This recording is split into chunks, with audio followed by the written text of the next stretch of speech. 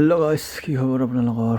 অলপ গাহৰি মাংস কাটিব দিলোঁ, মানে দোকানত কাটি পেলাই লৈ যাওঁ আৰু লৈ যাই পেলাই অলপ, যিহেতু ঘৰত কোনো নাই, কোনো হ'লে অলপমান এনে বনাই খাম বুলি ভাবিছোঁ আৰু গতিকে তেল নিমখ ইয়াতে মানে জলকীয়া পিঁয়াজ লহৰা কেৰাহীত দিয়াই আহিছোঁ। মাংসটো দি দিলোঁ এতিয়া ধুনীয়াকৈ। এতিয়া দিয়াৰ পিছত অলপ মাংসটো অলপ হেৰি কৰি দিলে তাৰমানে সোৱাদ হৈ যায় আৰু যিহেতু কোনো নাই, অকলে আছে আৰু কোনে খাব, মই অকলে খাব লাগিব। এনে বেছিকৈ খাম বুলি ভাবোঁ, কিন্তু খাবও নোৱাৰোঁ বেছি। ऐसा लगा मेरा मजाक আৰু গোটেই গোটেই চব্জিবিলাক মানে তেল তৈলে হৈছে আৰু সেইটো খাব, সেইটো মাংসই খাব লাগে। কিন্তু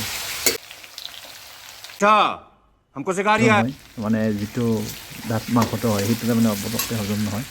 এই আৰু জাষ্ট এটা আলু কাটি পেলাই দিছোঁ অলপ, দি পেলাই এতিয়া এইবাৰ ৰং মছলা অলপ কিবা কিবি দি পেলাই মানে এই বিলাহী অলপ দিলোঁ।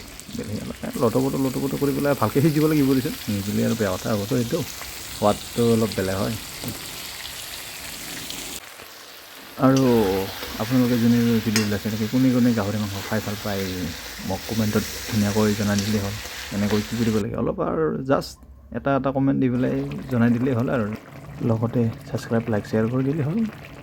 Thank you for ৱাটছিং।